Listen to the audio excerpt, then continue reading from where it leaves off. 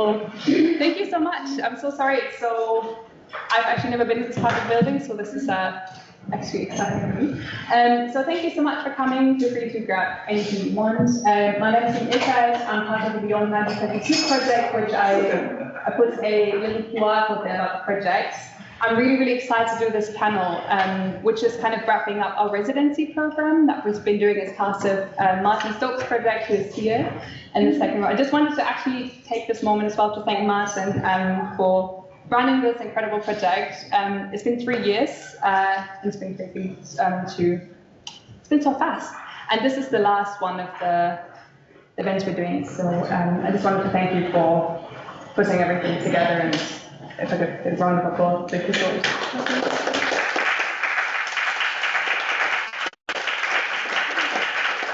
Thank you so much. And then it was also Martin's idea kind of as well to do this kind of, which is so different to the other residency things we've been doing. We've been doing performances across London at Cafe Otto, the British Library, all these kind of venues, which is mainly musical, but we never really get the chance to talk a lot to the artists that we invite.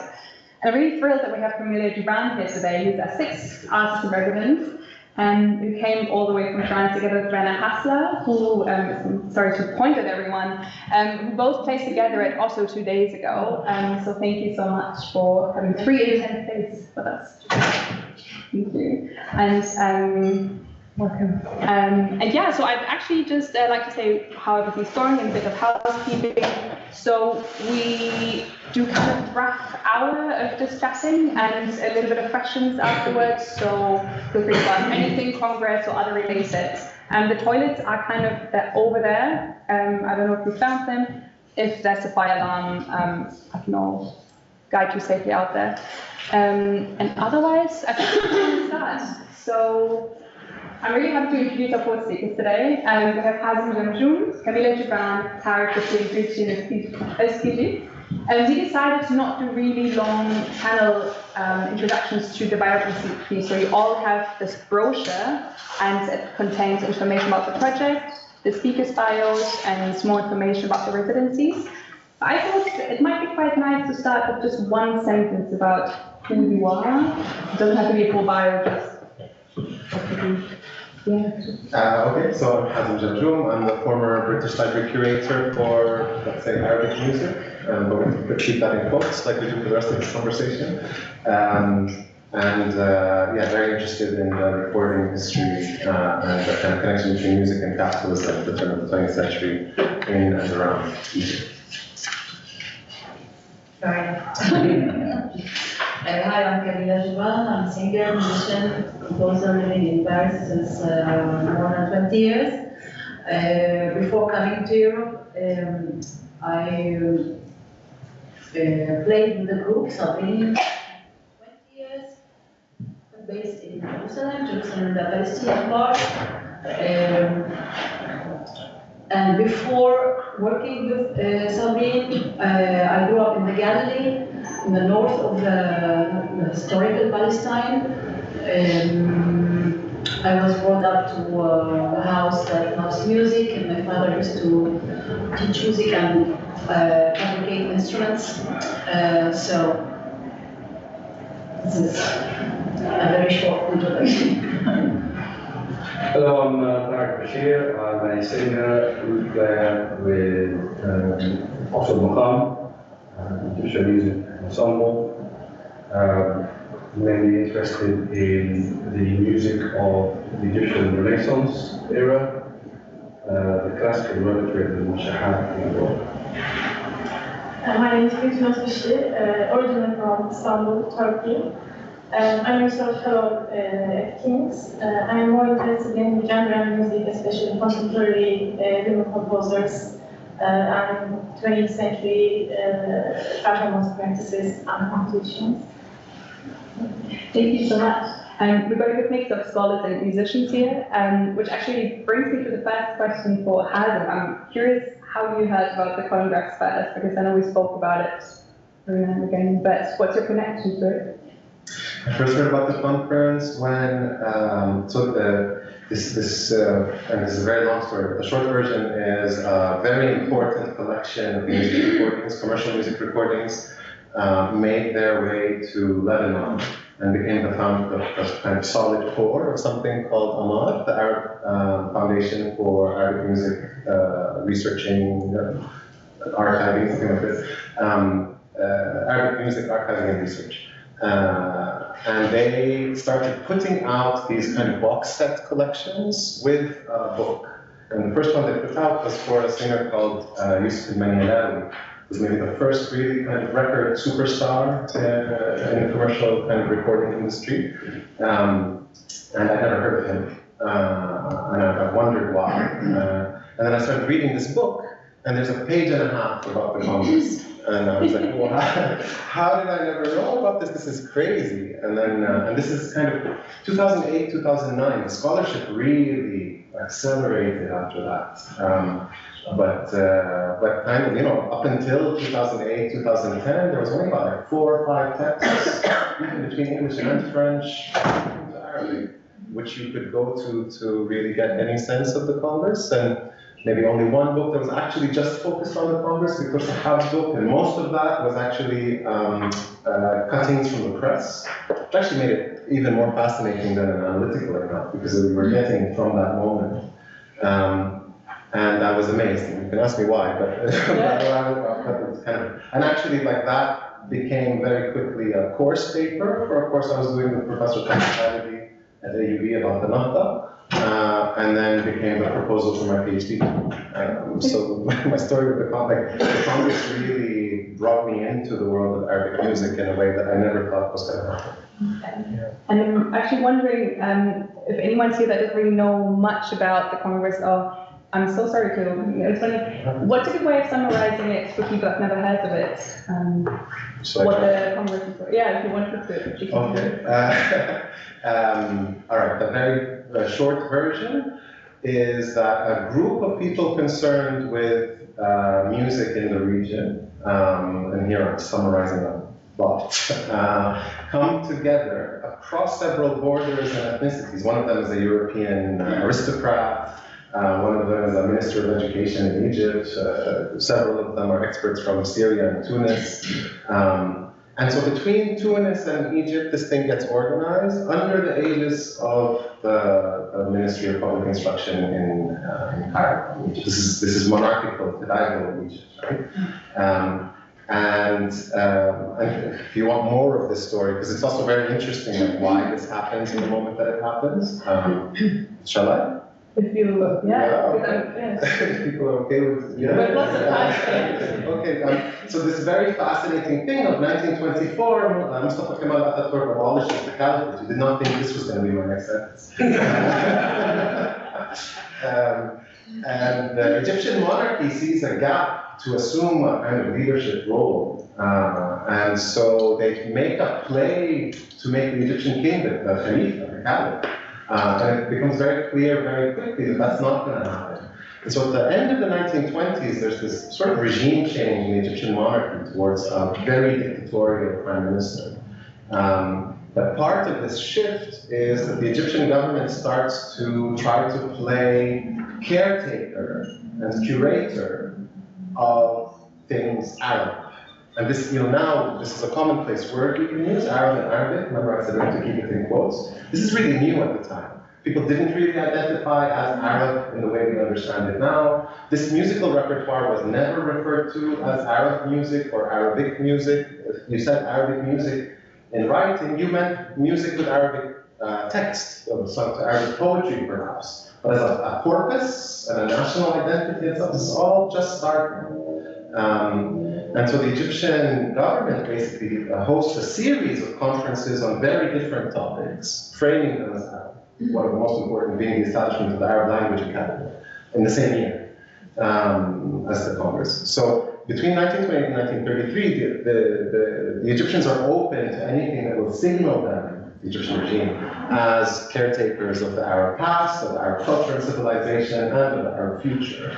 And that's why this conference ends up with the name it ends up. The name is actually one of the most significant things about this Congress, because they use this phraseology of Arabic music, music al-Arabiya. It's one of the first times it really shows. It's not the first time. It's one of the first times it really shows up in this way. And the idea here is not to, I went too long, but the idea here is it's kind of like three real underlying currents in this conference. One, the real mover and shaker of the Congress is an Egyptian scholar named Mahmoud al-Hifni, who's the first PhD in musicology from Egypt. He goes and he studies with the people who basically have established this discipline in Berlin. He studies with Kurt Sachs, who, you know, the Society of Musicology's award is named after this guy, master organologist and so on. And he comes back and he wants to modernize music education in Egypt. So he's pushing the Ministry of Education to do something about this for music education. You have Baron Rudolf Berlanger in Tunis, and he's interested in the scholarly side of kind of like music, Orientalism, scholarship, classicism, developing this corpus. He hires a group of Arab scholars to translate many of the key texts of historical Arabic and Islamic music writing, and publishes it under his own name, of course. And then he, I mean, I say this because the guy wasn't exactly like, he couldn't read Al-Farabi, you know, on the train. And then the third thing was that there's these kind of like scholarly debates. The quarter tone, where is it? Notation, what do we do with it? Harmony, how do we get it? These kinds of questions, which the conference ends up kind of marketing itself as a conference to answer these questions. And the people invited to answer these questions are predominantly Western Orientalists, with a smattering of these kind of local musical performers and scholars who end up really taking over in a lot of ways. I mean, that's a conversation for others, I think. But you know, one of the most remarkable things about this conference is that the leading, most famous, most renowned comparative musicologists, scholars of music, you know, priests who have written about Arabic music, Turkish modernizers who have written about Western music and Eastern music, are all brought together in Cairo to have this conversation, and not for a day or two, but for weeks, right? And then there's the one last stream, which is the people who are really interested in recordings, and we could spend a lot of time talking about the relationship of the discipline of psychology, comparative musicology, and archiving. But these people who emerge around the Berlin Phonogram archive, and particularly this person named Robert Lachmann, but not only him, become really insistent that this needs to be an opportunity for us to record the pure, and this is going to come up in our conversation, I'm sure, but like kind of a pure form of local musics. And this is his mission. And he actually stays behind, goes to the south of Egypt, goes up to like Siwa Oasis to record some more even after the conference ends. And he's very interesting because he's Jewish, goes back to Germany, the Nazis have just won the election, and now it's unsafe for him to remain. So he moves to Palestine. He's not much of a Zionist. That gets him in trouble with Palestine, and he ends up having to make different life choices. So this other side of the Congress, which is where I think a lot of the interest comes from, is these recordings that were made during the time of the Congress. Because some of these recordings we are extremely lucky to have. And just to give one example and I'll finish. In the time when the conference is happening, just in the year before, there was an uprising in Fayoum. It's the kind of delta town of Fayoum. And these kind of Arab Bedouin tribes had risen up against the monarchy.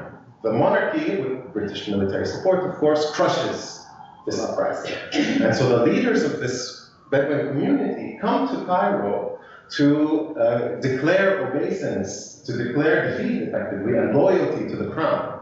And so there's this huge festival where Arab Fayoum show up to say, you know, the king is our leader, we recognize the king, we will never lift a finger against him again. And Lachmann manages to take the recording engineer and head down to this ceremony. And you can hear people kind of like saluting the king, and the king has his like baby child who's going to be the next king with him. And so you even have certain parts of the songs that are sung for the child, for the crown prince. So, you know, this is the songs that they sing are not just loyalty and valor songs. They sing a song that the fishermen sing, and they sing a song that the agricultural workers sing. These are songs that are effectively lost to us for the most part, had we not had these recordings. So, yeah, I hope I've covered No, something. you covered a lot of ground here. Thank you so much. No, you covered so much ground here. You talked about horse fermentation, the Puritan, whatever the English word is, Puritan. I guess thinking behind this with some of the researchers, I think I just wanted to cycle back a bit and wanted to talk about what these recordings mean for musicians. Because you were nodding at a couple of points. I'm just wondering, what was it that resonated with you, and what was it about the Congress that still plays a part in your music making? Well, many things, and not much at the same time. Many things in terms of, as Hazem said, what a luck we had that this repertoire was recorded, that we can have access in the 18 CDs that were recently published by 3 different countries. Things that I would never find in any market, especially we are talking about music that not really is commercialized or wasn't commercialized in comparison to singers and composers who were active on the music scene much before the 1932 time. And they were recorded by other, European recording companies. And even though those recordings came to us much later, at least for me, I started to discover such recordings when I started to travel and to get out of the prison that is called Israel and go to some other places and go to record shops and find a section for Arabic music and to discover really very wonderful jewelries. So in that sense, the recordings we have as a come out of this conference are really very, very precious. Now, in terms of the discussion, the musical discussions that were held, and I try to find connections between the literature of the conference and the result, the sonic result. There are a lot of questions that come to my mind where I don't really find a super match, immediate match between the discourse and the results that were recorded. I think that's super interesting. And we were actually yesterday having a jam session where we talked a little about the influence that the recordings have on musicians today, because we have Tarik here from Oxford and a lot of others on this actually as well. And I was just wondering, I know you play, I don't want to pigeonhole you, but I know you work a lot with electronics and more the contemporary side, and obviously have such a wide variety of genres you play, but I know you're also really, really interested in the history of the recordings, and we talk about the idea of authenticity at one of our chats. I was wondering what your thoughts were on authenticity. I look at these recordings purely from sort of the practitioner's angle, if you like. So I'm a performer of Adwar and Shahad, particularly that classical style, and of course, kind of bedding it into the Egyptian style. The more Shahad specifically are as far as the early recording era in Egypt. And then you jump up sort of like 40 years into the era of the 1950s where there is this choral works, Persian is more Shahad. And then you have what we would have read about how Shahad were actually performed in weddings and in ceremonies by a bunch of Sahbagiyya, which is a troops of 4 or 5 men who between them would not enough of the mushah for the group to kind of do it, and they beat the beats on their legs and so on and what have you. and create an atmosphere.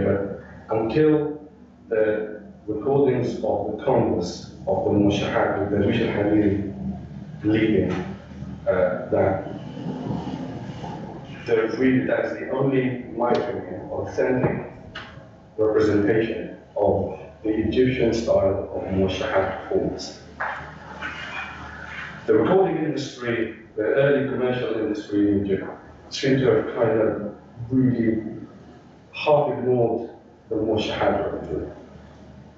By comparison to Adwar and Nawawil and Qasaid and so on, the Mushahat, you could probably, there's about maybe 20 or 25 Mushahat, and actually most of them are about one artist. As you say, the stuff. There's one guy who kind of took it upon himself, or at least his rendition of Mushahat was commercially viable enough for the companies to be interested in it.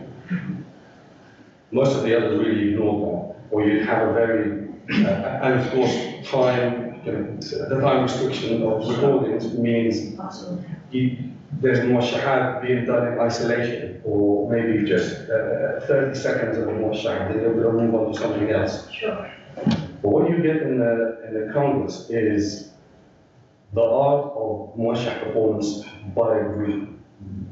And you see how you weave a bunch of Muashah together to create sort of 5 or 6 Muashah suite that are sewn together. The beat changes. This Muashah next to the next Muashah. Now, for example, let's say there's 100 Muashah in Maqam Hijaz. But you can't just plug. This is what I've learned from the Congress recordings, is that there's an art to making one Muashah follow the next Muashah. We might have to define for some people what that is. I'm so sorry to go back to the definition. Sure. I mean,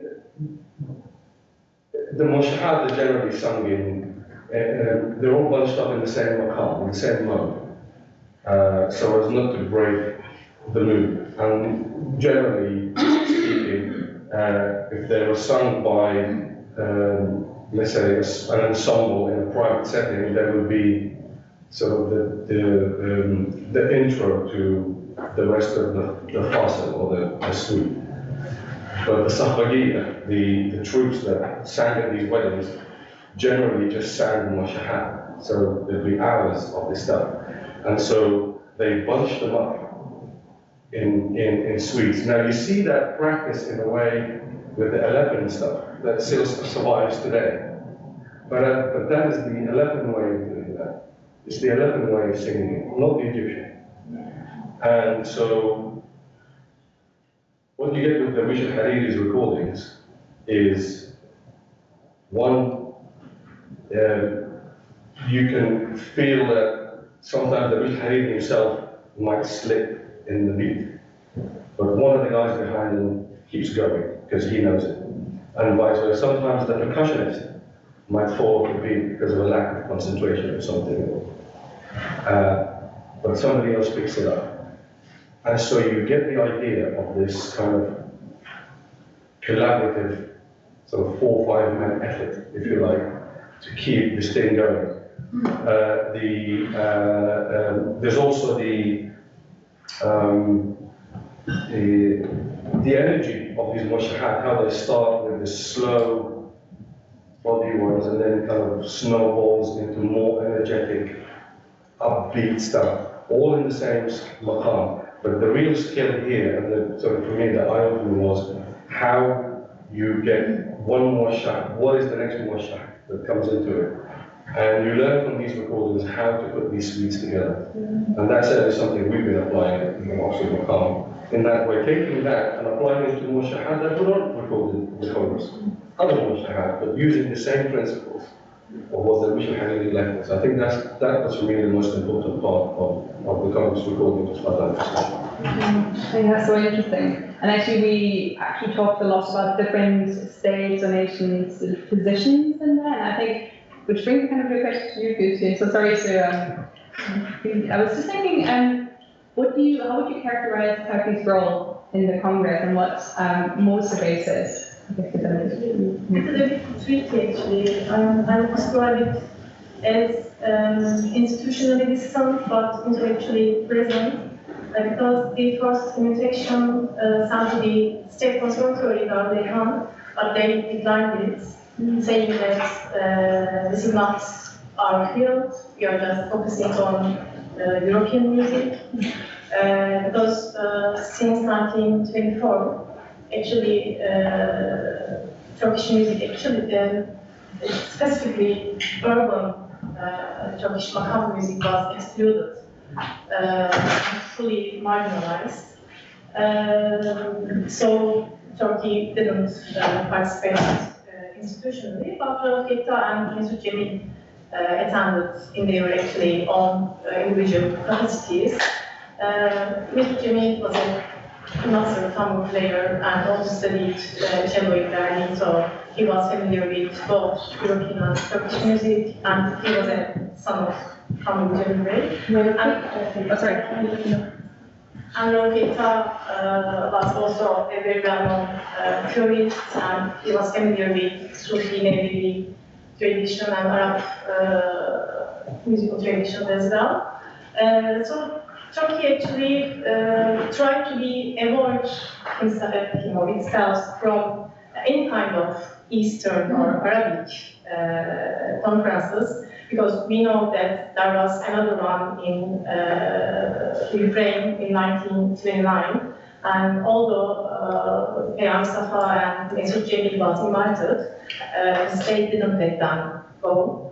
And I think the reason they sent them this time was they were a bit avoiding to another public problem, because Peyam Safa and Mesut Cemil were quite strong characters, and they had connections. So I think that's why they had the chance to attend the conference, otherwise probably they wouldn't. But when it comes to the reasons why Turkey was invited, despite not being an Arab country, I think the answer is not just being a nation state, because Bartok, as you know, links it to Turkey's nation state and new cultural policies. But I think the reason was more based on the cultural and musical continuity between Istanbul and cities such as Cairo, Damascus, Halep, and we should remember Neyzam Tevfik or Ali Dervish or Ömer Baç, İlhan İsmail Efendi, they all traveled across the region. And the interesting is the Turkish press actually.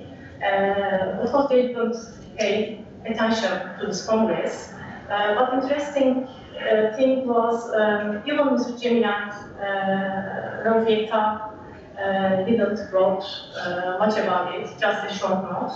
But in Egypt, Rafika wrote a series of articles in a newspaper, Mukadama, this one, for 22 articles, and then they were published as a book. This is the cover of the book, 1944, I suppose. If you're interested, Erin Medush wrote a beautiful article on this book. But the second? both, sorry? Oh no, let me know. There's also a second picture, which is. I want to. Oh, perfect.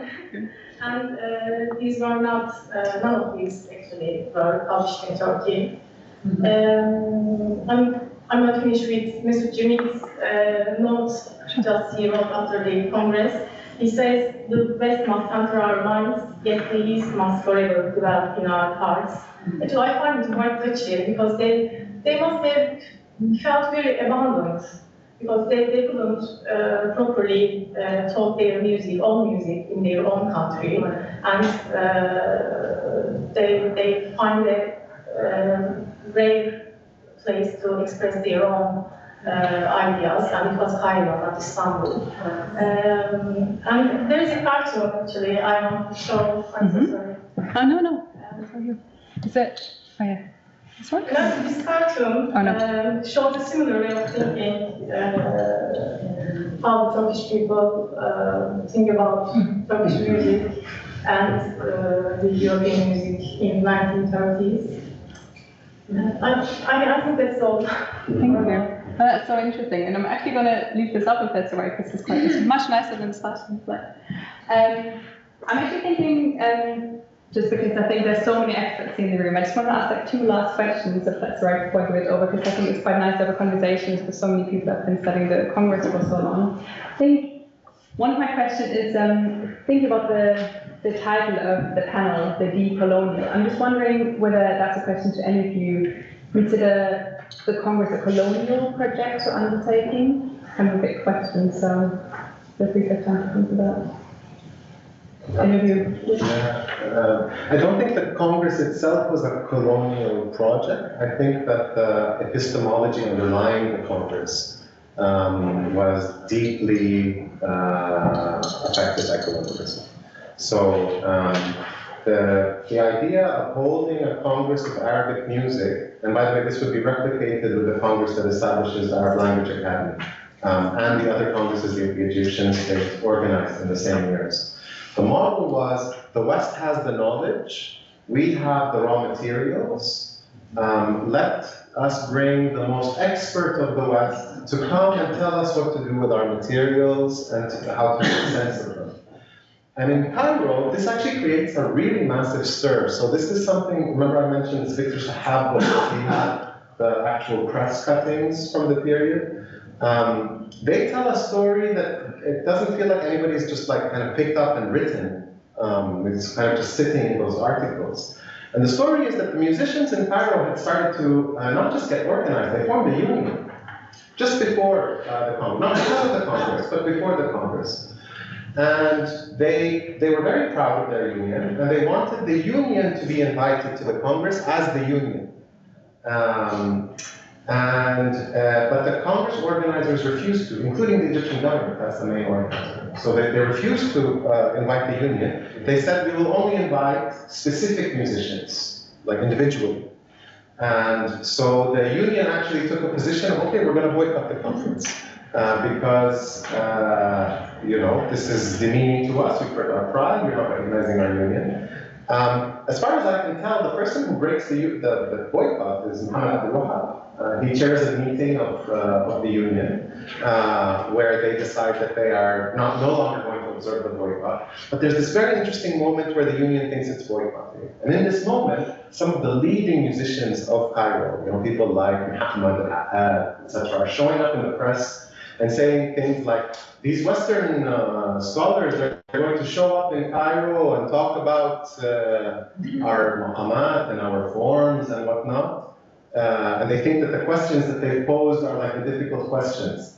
If they want difficult questions, I'll give them 2 questions they can spend the rest of their lives confused about. You know, it's this kind of attitude of like, who are these upstarts? You know, 2 of them learned Arabic yesterday, and like, and now they want to come and answer all the questions about Arabic music. Like, what drugs are you on? You know? And so this actually kind of plays out in the politics. Another really strong aspect of a kind of colonial epistemology here, it's a bit reversed. So usually we think the colonizer comes in and they want to push a Western culture or a colonial culture, and the indigenous community are going to want to hold on and preserve. That's the kind of, you know, Parker Chatterjee idea of the nation and its fragments. Like, that's generally how these lines get drawn. But there's another aspect to this, which is that the colonizer actually loves putting us in the museum, right? They love to say, here's the boundary of what is you.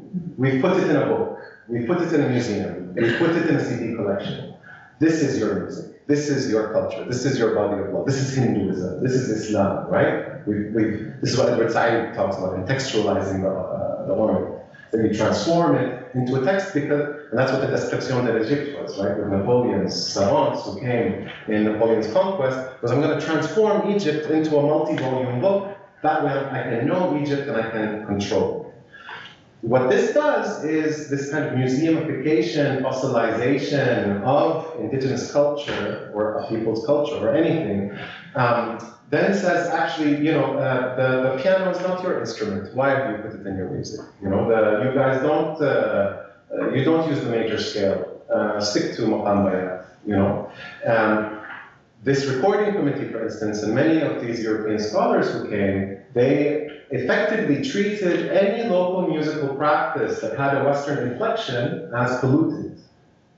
Right? So they treated it as something that, no, we're not going to record this. These Syrian musicians, so this is why, for instance, there's really only one Syrian musician who comes as a Syrian musician. Of course, Sheikh Ali Darwish is there, I think, but Sheikh Ali Darwish is not there as a Syrian. He's a Qanun player called Al-Tunji, something like this. Al-Taji, yeah. They're not also the best recordings of the Congress. But the thing is that these other types of musicians, also locally, etc., were not chosen because they were seen as somehow polluted and using the impurity of us. And Lachman's entire thing was like policing the boundary between polluted and unpolluted. This also gave us what you were talking about, right? Is to get Abdul Hamouli's son to come and record Abdul Hamouli's repertoire. Get Sayyid Darwish's son to come and record Sayyid Darwish's repertoire. And to try to put it into notation and to these kinds of things. So even there's this kind of contradiction here. But you see what I mean by this kind of a colonial approach that wants the native to remain a native in this way that you can kind of draw a circle around and say, this is you. You don't get to play jazz. You don't get to write science fiction novels, write about oppressed women and terrorism only. So it's with us today, the same logic, right? We don't, like nobody celebrates the Arab or Indian or Chinese writers writing sci-fi or erotica or fantasy. Stick to write about Islam.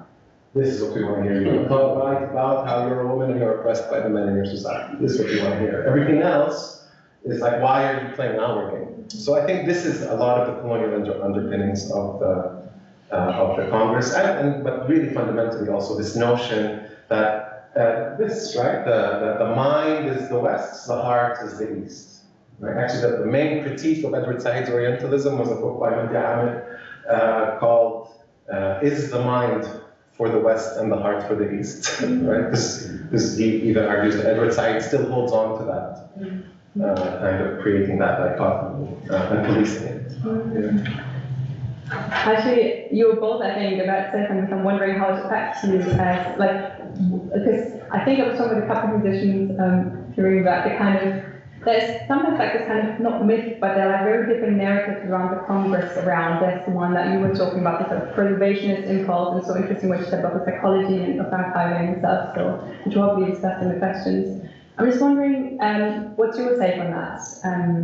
What's your take on, I guess, how did the way you think about the Congress affect the way you learn or play music? There was no direct relationship to what happened at the time and what I do today. But of course, I'm very much aware of the discussions that were happening there and other disputes between two major music schools or directions. The Egyptian one, who was totally under admiration to the European style, inventions and achievement, and that started even before 1932. That started with Muhammad Ali Pasha, who was Wali on Egypt, nominated by the Ottoman Empire at that time. And Muhammad Ali Pasha, he wanted to modernize Egypt in 18-something already, end of 19th century. So musicians started to play Occidental, Western instruments for the music that accompanies the army. So we started to have brass and all kind of instruments that are used in the European armies. And we were just making a copy-paste already before we start to talk about, do we want to divide the music scale into 24 equal quarter tones, following the European musicians who decided together to divide the scale into 12 equal half tones. So bringing such instruments that are a little bit outside of the takht or of the Oriental mentality started already to modify the music indirectly, and consequently the way people started to listen to music as well. So those questions that were provoked in the conference, yes, do touch me, because during my practice, and of course I started to read more articles about then what is the tuning in the Arabic scale? Where do we get the notes? Why do we call them?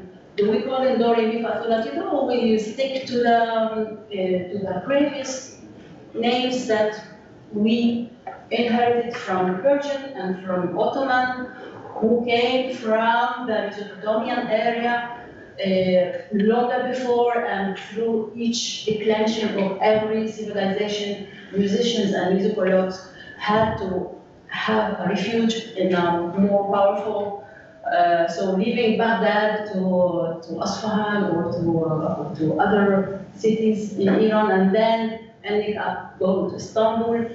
Those trips really enriched the terms in the music that we Arabs inherited afterwards, and we still use the same terminology.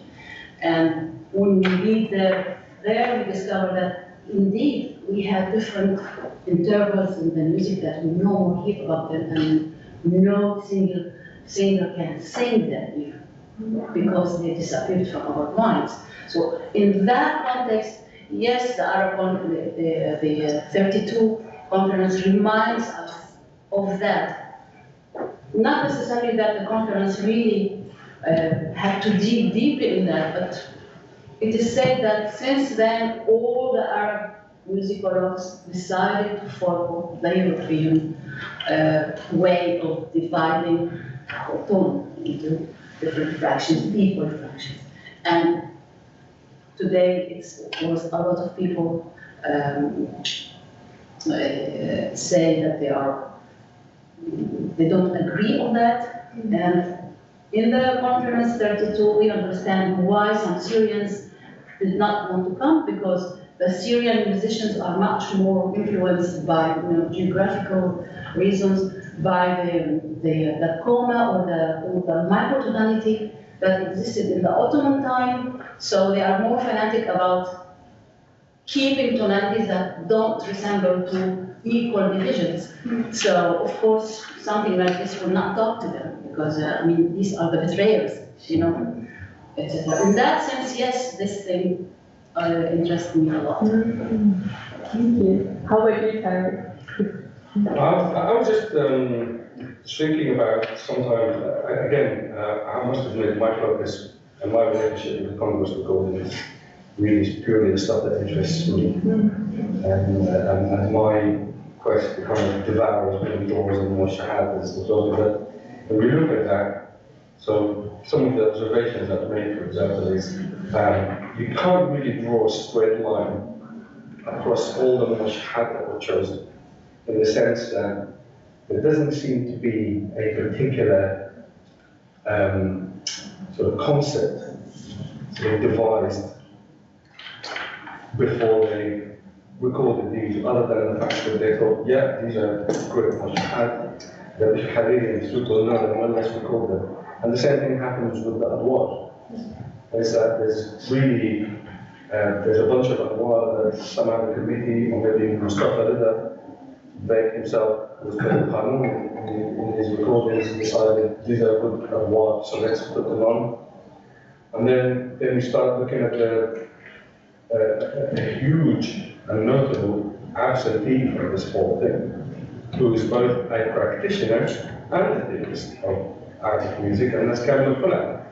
I mean, his absence from this kind of zephyr He was sick. He was present, but he was sick. Well, but now I'm talking about his material. Yeah, that's true. Not a single piece of music or موشح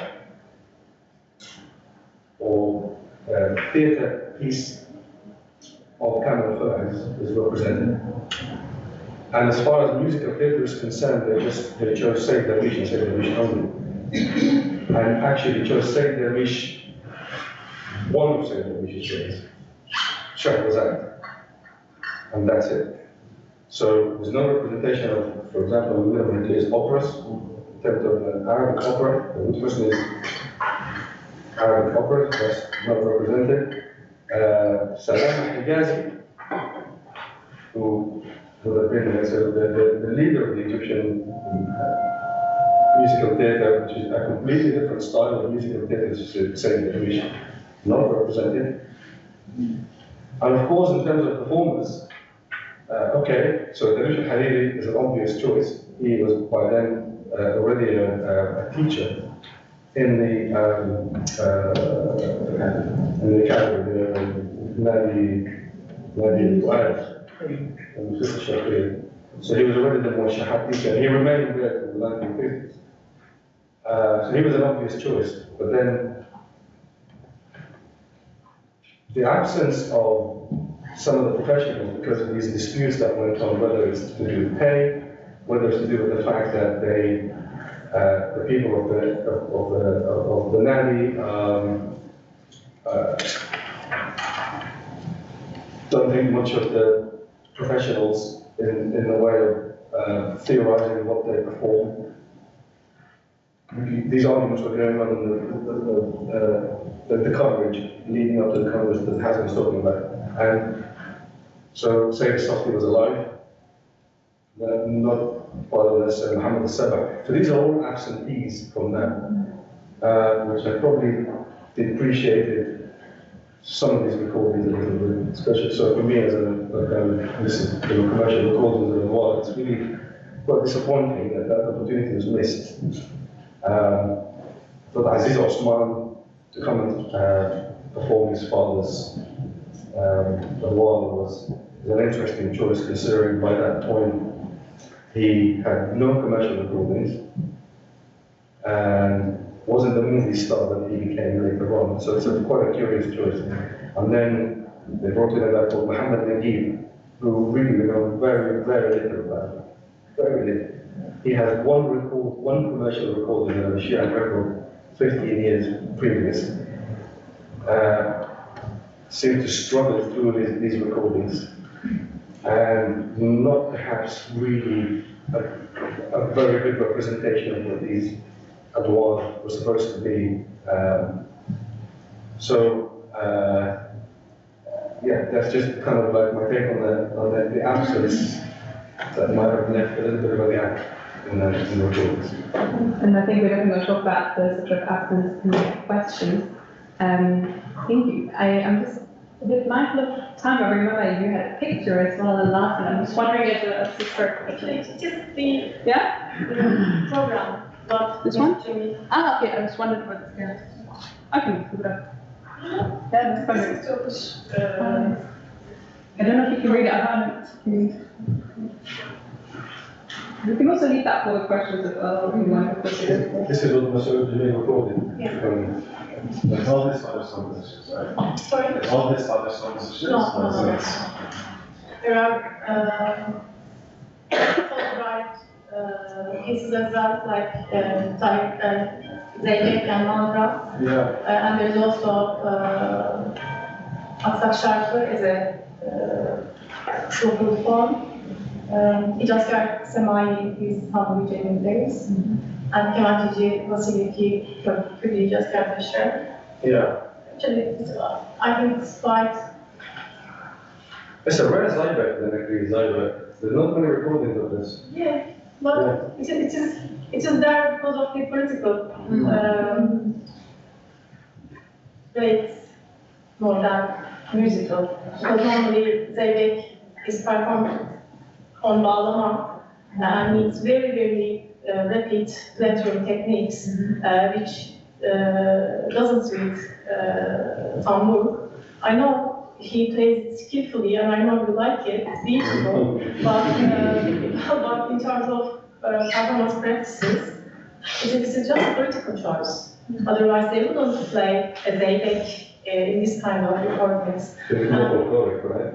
Yeah, it's more folkloric, and it has a political meaning, because during the War of Independence, Zeybek became a symbol of resistance, a hero. So that's why actually it exists there. And also, şarkı song is interesting, because Mr. Cemil was not a singer. He did his best, but probably it would be better if there was a professional singer. But just including a vocal piece into the repertoire, he had to sing it himself. So it's quite circumstantial and quickly prepared program, actually. I'd like to actually keep that conversation going, so I'm wondering actually, this is just really an invitation for you to ask any questions you might have, any thoughts.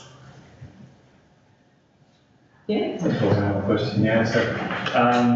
So I think it's fair to say that on the European or Western side of research, there was this tendency to always look for a difference in our music and say, well, it doesn't need to sound, or it should by no means sound Western, so it should never introduce piano, etc.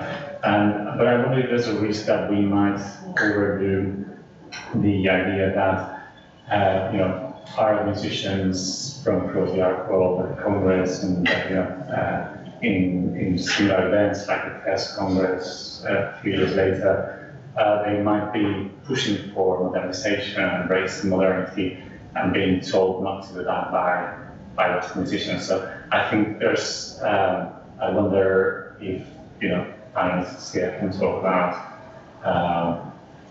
you know, differences within the art scholars community and art musicians community. Because from the little I know is that there was quite a lot of debate about, you know, who goes home and musicians and relatively all that. This was the debate. Like, this really was the debate. All the other debates fall under it. Right? So whether this question of instrumentation, harmony, etc., all of it revolves around this notion of modernity. What does modernity mean to us? Nobody's really anti-modern. There might be a couple of reactionaries, and we don't want any of this. The question is just like, what quantum of West to put in?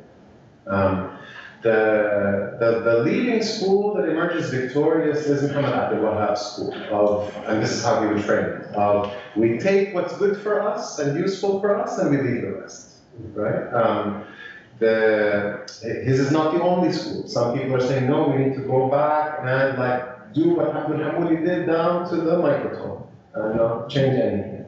And some people were going full Western classical, like in Palestine, for instance, people like El-Batroni, Salvador Armita, who were affiliated with the Palestine Broadcasting Service. They were of the opinion of even pushing further than Abdul Wahhab, of like, no, we need to actually get to the point where Eastern music can do things like orchestra, harmony. Everybody knows sheet notation and sight read, which also is very useful if you're running a radio station. Or a radio station's band. So within you have both the Western scholars and the Arab musicians and the Arab scholars sit across all of these spectrums. The thing is that the recording committee was dominated by the purists.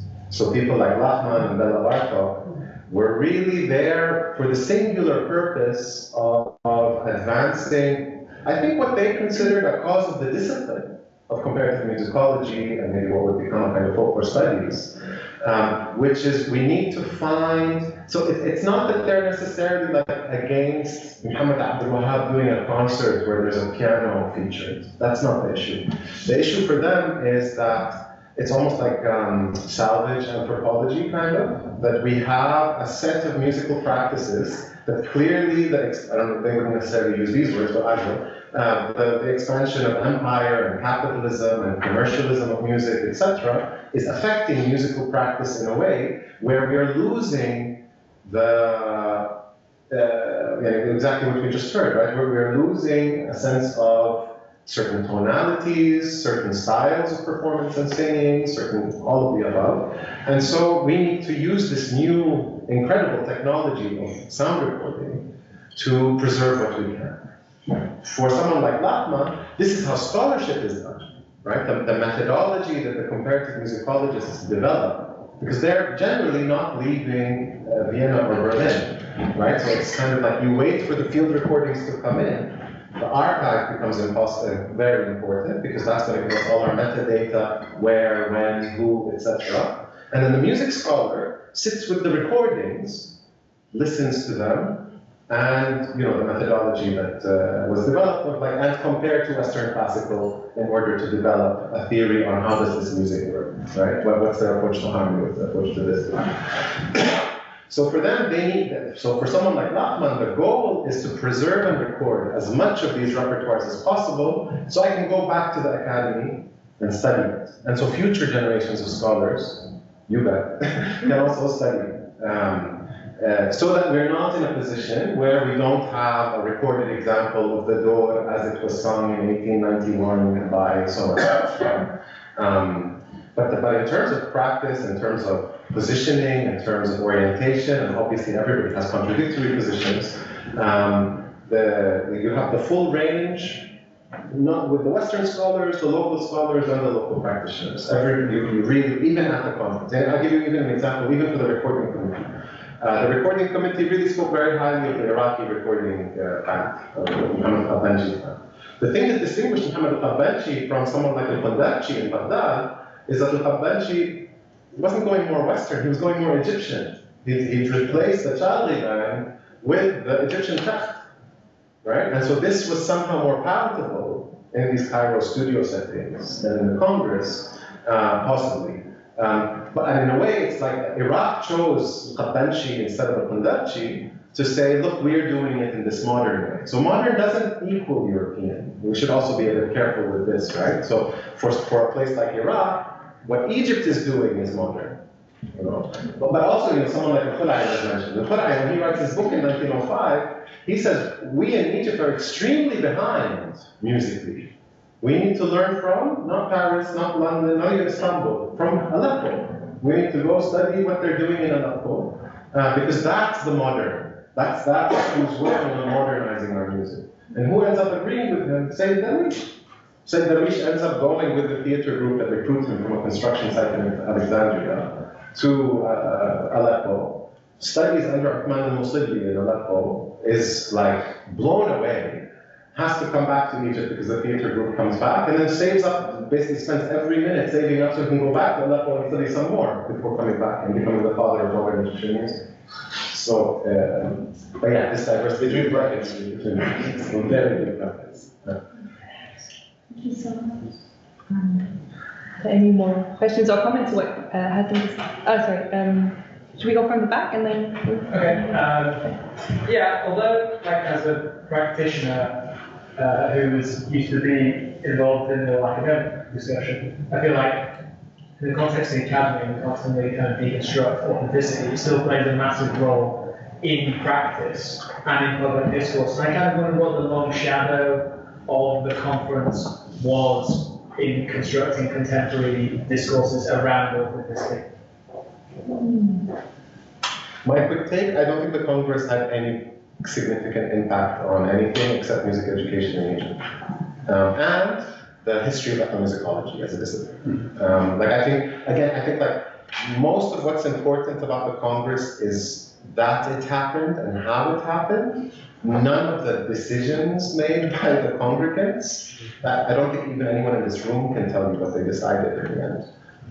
There's these hilarious moments. This is, I saw this in Virginia Danielson's review of the Sedesh book about that where they're going to sit and they're going to talk about the quarter tone final. This is a big moment. And I think Muhammad Ahad comes in, sits in the middle of the room, he puts his qanun, and he goes, ding. And there's a bunch of these European guys with their machines trying to calculate the frequencies so that they can have a conversation of where is E half flat? You know, where is this note? How many frequencies is it so we can codify it?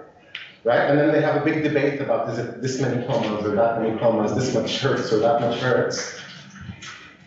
Can anybody in the world tell us what came out of that conversation? Even though it's in the recorded book that came out, none of you, and half of you have read it, remember or care what that conversation was. Because it's really not a conference that was important for its scholarly results. The recordings are important. El-Hifni got what he wanted. He got the mandate to create a music education system in Egypt's school system, right? In the elementary schools and the secondary schools. And then he became the person who built that, and his daughter carried on after him. But those were the achievements. And Egypt got to kind of do this kind of, we are the caretaker of the Arab past and future. So. What about anything of you? What your thoughts? Could you repeat the question like really, really loud? I'm so sorry because unfortunately the corner of the room. Loudly, basically, I was interested in how not only the conference, but also the recordings from the conference continue to shape ideas around authenticity. How do we manage to construct it as scholars, but still that idea still floats around in the discourse and often with musicians. So, yeah, what's the sort of shadow of the conference and the recordings? But even for musicians, maybe. I think primarily for musicians. Yeah. I mean, the recordings themselves, first of all, we have to know that they are not, since the recent publication done by the National Library of France in collaboration with England and with Germany, we can't imagine immediately that everybody is going to have access to those records because you have to search for them and they post. So, first of all, they are not so famous, they are not so spread for people. Anybody can just think about it and easily find it. You have to make a research to find them. Unfortunately, this is a situation that is to be considered. So not every musician neither would be interested in going and checking those records and learning from them. Maybe through time this will happen, I don't know.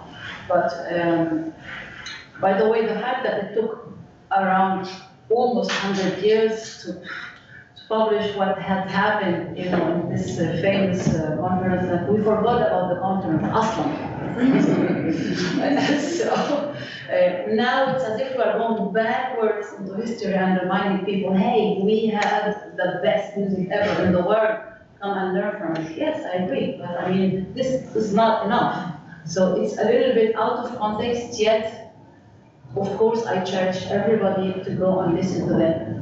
To those recordings because they are very precious, and leave it to musicians to decide what they want to do with that 100 years later. Today the discussion is not even about that at all. Today I find musicians who are coming from Arab countries, in their ears the quarter tone, the tempered quarter tone does not exist. So we are already behind those major discussions and problems. If you ask any, the young generations who try to sing in Arabic and try to a little bit take care of whatever they inherited, they are having a hard time to be able to sing water moderated tempered tone. We are here today. So the conference is just beyond their imagination or interest, unfortunately. Just to emphasize something that Kamilya just said, my last 2 months at the British Library, so November, December 2025, was when the British Library's collection of the recordings made at the conference were catalogued. So they've had them since the library was since the audio archive was established in the 80s, and they were uncatalogued in the collection. Oh, sorry, I know, you had a question? Sorry. Oh, yeah, it could be a little bit irrelevant, but so I know that in the late 1920s, there is this singer called Kutung. That's the very first female singer and flute player. So she's like really connected to the commercial recordings from the West, and so she said that most of the audience from her recordings are from the rural parts of Egypt, and they would come to Cairo, and because she's the most familiar voice from the radios and each, they would purchase her records firsthand. And the question I would like to ask is that the sort of popularization of the indigenous voice of these Western records, does that shape or reshape the urban-rural dynamics of Egypt?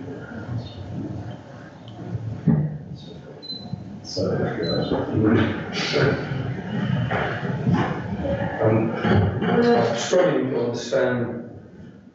Do you mean her, her voice being sort of a rural voice? Yeah. Being recorded commercially And reshape what the. So all the gramophones and recordings of these indigenous rural voices, does that help to counter or help to shape the modernization of the Arab or Egypt? Well, I mean, I'm concerned, so her career spanned 50 years. They say so by the time of the Congress in 1932, she was already a commercial artist by then for 8 years. Look, Kulthum was not she was certainly not a folkloric singer. So yes, she came from rural Egypt, but her training, if you like, as a singer was in religious chanting.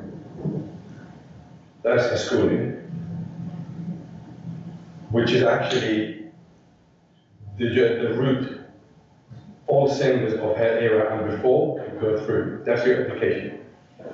It's Quran recitation, associated chanting called tawashih, religious works, which then bed your singing techniques, your pronunciation, and your understanding of the modern system.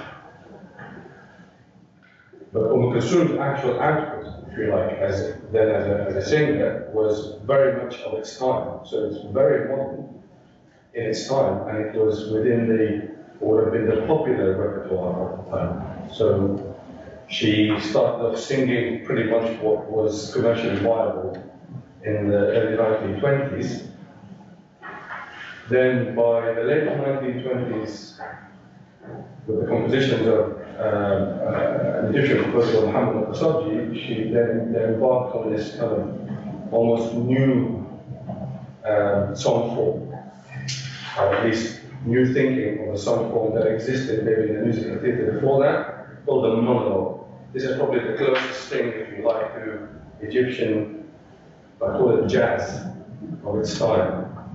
It's a completely different way of thinking about the model system, a new way of presenting a song form, and probably a pioneering example of the development of Egyptian music from within the tradition and not from bringing outside influences from the West. These monologues didn't have harmonies in them. They certainly didn't have any pianos, or they might have used the cello to enforce the ensemble. But the Kulthum really, even though she came from that part of Egypt, I wouldn't say she really influenced what folkloric music from that area of the Delta, if you like, came after. She's pretty much stayed in that popular commercial, then became what we would then call classical Egyptian music of the 40s and the 50s and so on. Yeah. Thank you so much, Jacob. And yeah, if you, oh sorry, I don't know who was first.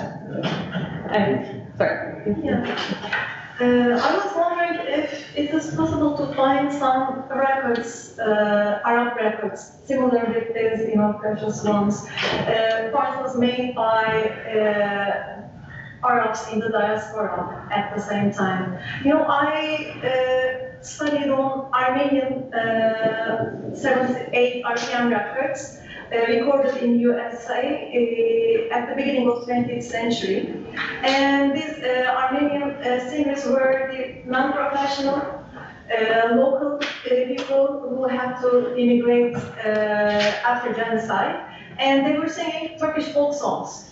And we had never such kind of records in our archives. There are some of the first folk song recordings of Turkish folk genre that we can hear now. And years later, we discovered that 78 RPM records, as if they seems like commercial, but I really think that there are some field reports from that period. So I was wondering, I'm sure that Arab or the Egyptians or some Arab people who immigrated to the US and the Colonial records was collecting the songs in the ethnic label from the very non-musician person, because they were really savvy at that time. So is it possible to find some records like that and compare the sound of these records? And I don't know if it's possible, but But I think, talking about what happened to Armenians at the time made created this big, huge immigration of Armenians to a lot of countries. That was not the case of Arabs who lived in their countries. So, in that sense, at that time, early 20s, end of 1918 something, of what I know, I've never heard of any old recordings of Arab persons who immigrated to Europe or America and recorded things. At that time, maybe later on, yes, in the 60s, 70s, we can find people who recorded music, but this is another time, another era. No, there is actually. There is. So in the 1950s, a lot of Shami, so Syrian diaspora recorded in New York, recording in Montevideo, Like who? in Brazil and in Argentina with Sam Shower. Sam Shower involved. Yeah, Sammy was like traveling all around. He was not really living. No, what I'm saying, he went to New York and made tests with oud players, amateur oud players, and kanun players, and recorded stuff. There's like these photographs of these 10 oud players in Brazil, all Shamis, and he makes this large ensemble of community oud players. They are amateurs. I think they stay amateurs. I don't think they were particularly sort of professional, but That's why they did not get to be known. No, and some of them would get covers, so you'd hear like a Shami, sort of Syrian singer doing a version of the Kulthum song in the 1930s and so on. But yeah, no, they exist alongside the Turkish recordings, yes. But not folklore. Not folklore. They're singing the urban repertoire. They're singing stuff they've heard on commercial recordings. I was trying to Google the guy's name, but if you're familiar with the site Bandcamp. Yeah. Ian, is it Ian Negocian? Ian Zabotsky. Yeah. Now he's got a huge archive. Yeah. And in that archive, there's a lot of Syrian, Syrian recordings. essentially of stuff they recognize, so Peshvers and Samai, recorded in the Arabic style, of course, not in the But I will say that there's kind of two frontiers that still need a bit more work, which is the Arabs in Latin America. We don't know everything that they recorded. And the one that maybe people aren't expecting, but is really a gold mine waiting for someone to dig into it, is Southeast Asia for Yemenis. So the first both recordings are done in Bombay, which have this massive Yemeni diaspora in like the, what are called like the Straits settlement, like things that become Malaysia, Indonesia, etc. So whoever, like I'm envious of whoever is going to be the researcher who focuses on finding the record labels, indie and global, that were recorded in those places, and find the 2-3 Arab singers who I know from studying biographies of some of these who end up coming back to Yemen. And when I say back, sometimes they've been away for 6 generations, not 6 years. Like the rice trade is these people, you know. Actually, one of the really famous ones, his name is Ahmed bin Qala, and the family gets called bin Qala because the rice would be sent to Bengal. The rice was from Bengal. But they were in like Malaysia, Indonesia, to Yemen, to India, this triangle, Indian Ocean trade. That they were singing, and they were, some of them, like this guy, he was singing Muhammad Abdul Wahab covers in Malaysia. And recording them in like indie companies in Malaysia before he comes back. Anyway, in terms of recording, there is also another network of Arab diaspora movement in Central and Eastern Africa, which also is another frontier of research waiting to happen. Yeah, Zanzibar and all that. Yeah, but not just in Zanzibar, even like you know like Chad, but even Ethiopia. Like go further down, you have this kind of body of Arab diaspora that. It'll pop up in a letter to an editor. The way we are the Arabs in this, you know, in Kinshasa, and we were following your news, and you had this article about music, and we want to talk about this, you know.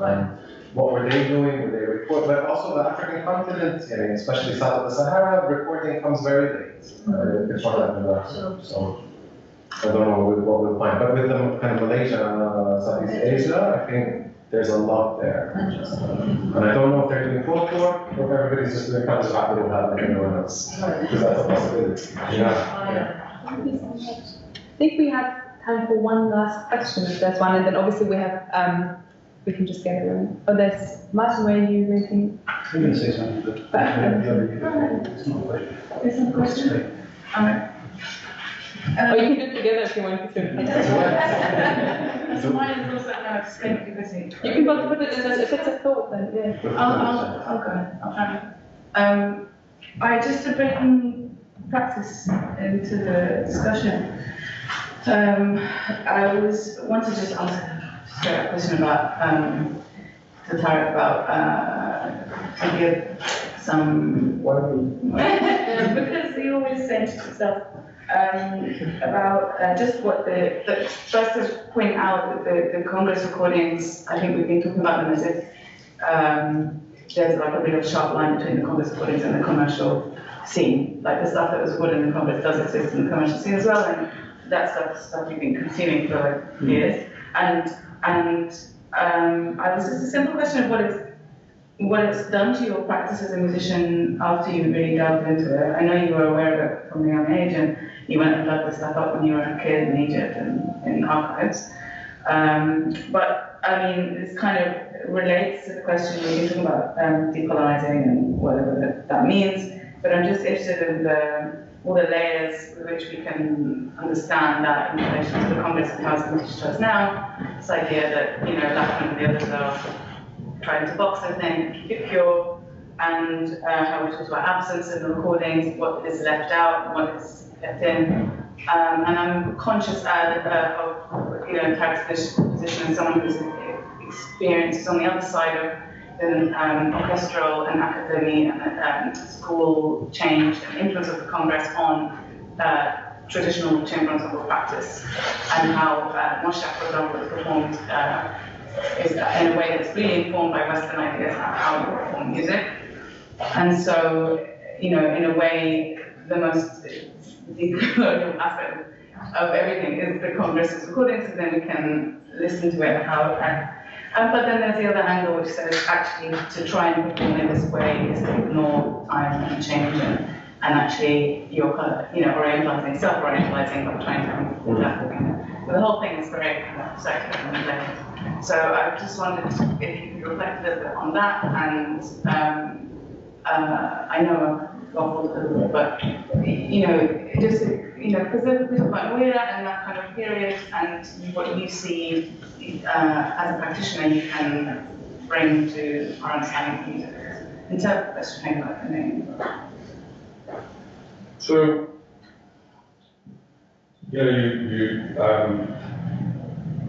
let's say leading up to having full access to all the recordings that come to like my first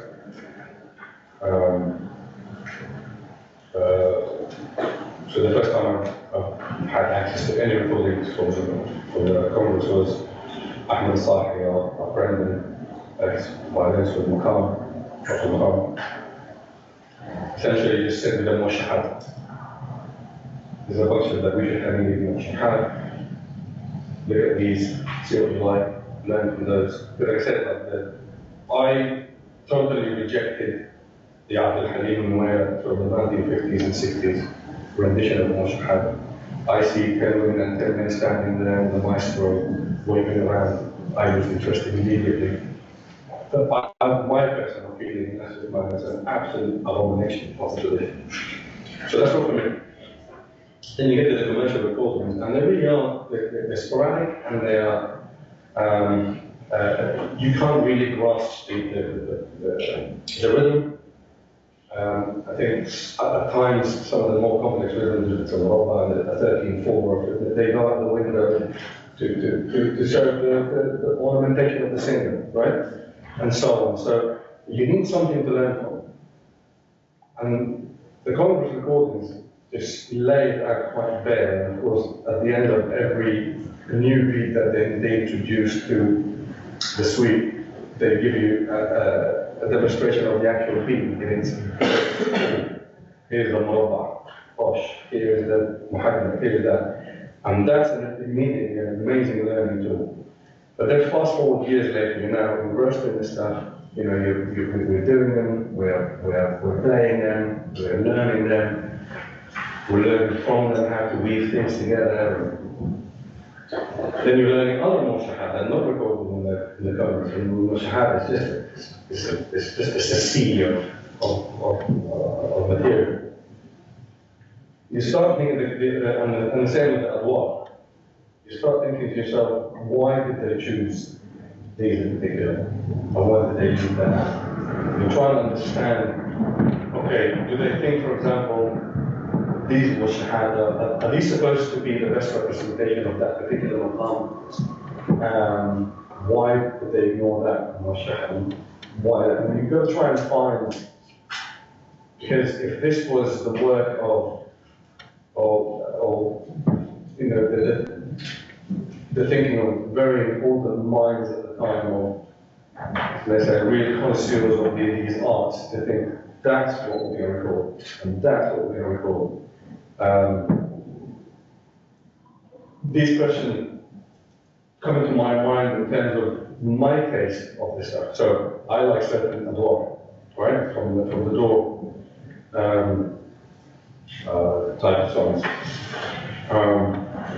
But some of the stuff that was recorded, I'm thinking, why?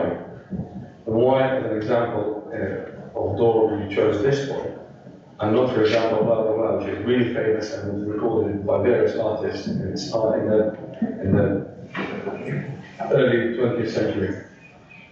I'm still asking these questions now, as to, is there something in the art form of the Moshach and the door that I'm not quite getting? As to why they chose this and ignored that.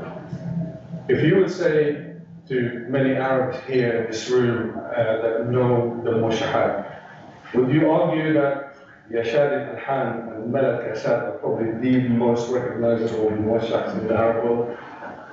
Yeah. They didn't make it. But this is, if I may, but this is exactly the logic that they follow, right? Is that they want to record but not commercial? No, they did. They recorded some of they recorded many. They recorded Mahtiyali, they recorded in that stuff on. Of course, we know this now. So in Egypt, for example, there is only one recording, and it's about 45 seconds long of Imlal Hazem by Hulal Khan. Literally the first 45 seconds of the record. Later on, a lot of these mushahat became much more popular and recognizable by the works of Salah. I get, as a practitioner, some of these mushahat, they really are absolute gems. And the fact that some of them have never been recorded commercially, before or after, actually. We played something yesterday in Hawaii Kabir. I mean, this is just there's no other recordings of it other than the Congress, right? So it still brings up these questions to my mind when I listen to some of these Awad that were recorded. Some are obvious choices. Hazem, for example, Colonial, probably the most famous door in Arabic music, right? Because it's also, some people in Egypt will tell you it's the door that instigated the development of Arabic music, i.e., it's a door that can be harmonized, which I just think is the stupidest thing. It's because it's written in a minor key. Some of the other choices really are quite interesting, to a point where some of them don't have any, there's no commercial. I spoke to Farid about this yesterday. There's a door called Picasso Rock, which is basically never been recorded commercially. Not before or after. There's only one version of that door exists, and it's in the Congress. There's another door called and there's only one commercial recording of that. So again, is this an effort to kind of try and record doors that were at that point maybe in danger of being lost because there's no recordings of them? Did the people at the time think that recordings existing in physical format of the shellac are kind of at risk of being lost to, deteriorating and disappearing? Poor taste. Yeah, as opposed to not understand that, 50 years later, there'll be a form of digitizing these and keeping them for the ages. I don't know. But as a practitioner, these are the questions that are still in my mind today as to why these choices. Thanks so much. I think I just noticed the time, and also I think there's a parallel reception at the now. But I was kind of curious to hear, you as the last word, since it's your project. I don't want to have the last word, but you put me on the spot with some kind of big words, so I'm going to turn the tables. Hazem, thank you for coming. You almost certainly won't remember, but when I first came to London about 15 years ago, we had various conversations on the steps of the British Library, and I just wanted you to know there's much more than you might suspect of you and your wisdom and your kind of counter-archival or critical archival instinct at play in this project. And going on in this room right now that I think you'd have to suspect.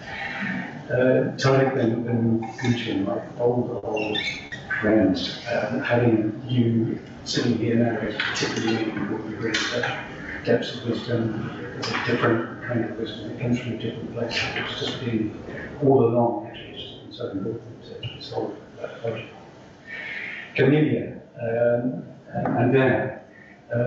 This is coming to the end of this is the end, isn't it, of the final residency. This was a dream, actually, to have to do it with you from the outset, a personal dream, a dream of the group. And it's come about, and the last 3 days have been absolutely incredible. And I think the very special energy that's going on in this room at the moment has got absolutely everything to do with your presence here and what you've brought to us over the last couple of days. So I really wanted to just to express my appreciation of that.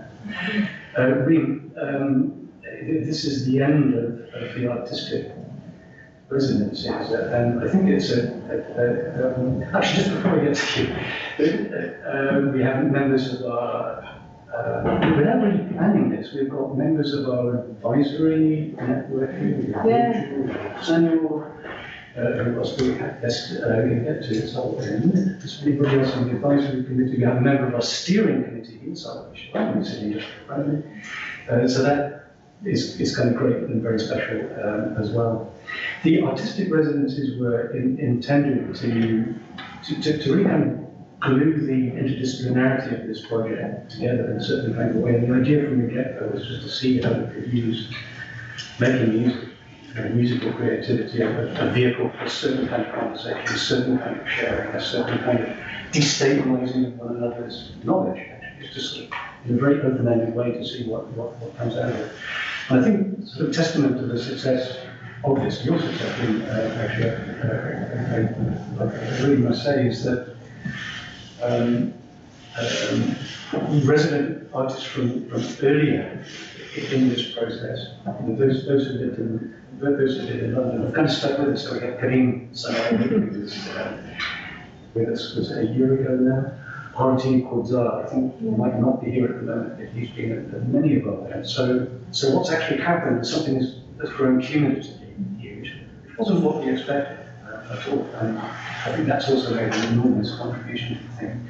It's been difficult to do. The universities are very, very good at dealing with other universities, are absolutely hopeless at dealing with anybody and anything else.